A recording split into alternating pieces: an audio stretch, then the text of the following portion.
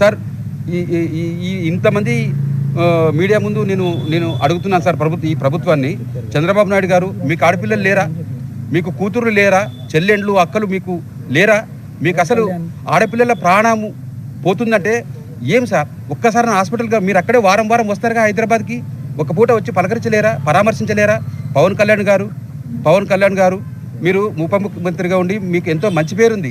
ఇలాంటి బాధల్ని వింటే మీరు తట్టుకోలేరు. మీరు కూడా ఒక ఫోన్ లేదు, ఒక విజిట్ లేదు. ఏం సార్ ఇది?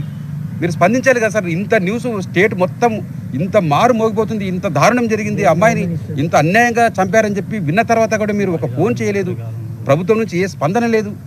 ఎడ్యుకేషన్ మినిస్టర్ గారు లోకేష్ గారు, మీరు కూడా ఎన్నో విషయాల్లో మీరు సహాయకంగా ఉంటారు, ప్రజల కష్టాలను అర్థం చేసుకుంటారు. మరి మా పట్ల ఈ మెడికల్ విద్యార్థిని తన అందమైన జీవితం కళ్ళ ముందు ఇక మేము చూడబోతున్నప్పుడు మా అందమైన కళల సౌధం మా తల్లిదండ్రుల కళ్ళెదుటే కూలిపోతే మా కడుపు కోత ఎంత ఉందో మీకు అర్థం కాలేదా సార్?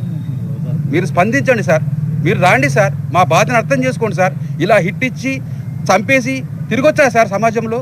బాగుందా సార్? మీకు మీ చట్టాలు కరెక్ట్గా పనిచేస్తున్నాయండి? ఇలా చేయొచ్చా అందరూ? మహిళా హోమ్ మినిస్టర్ గారు, అమ్మ మీరు కూడా ఆడపిల్లే, మాకు అమ్మ లాంటి వారు, మీకు చెల్లెళ్ళు లేరా, కూతుళ్ళు లేరా? ఆడపిల్లలంటే మీకు దయ లేదా? అమ్మాయి ఏంటి ఒక డాక్టరు, వీళ్ళ పట్లనే ఇంత మీడియా ద్వారా ఇంత న్యూస్ వస్తుంటే కూడా మీరు చూడలేదా? మీ మనసు కదలలేదా? ఏంటండి ఇది?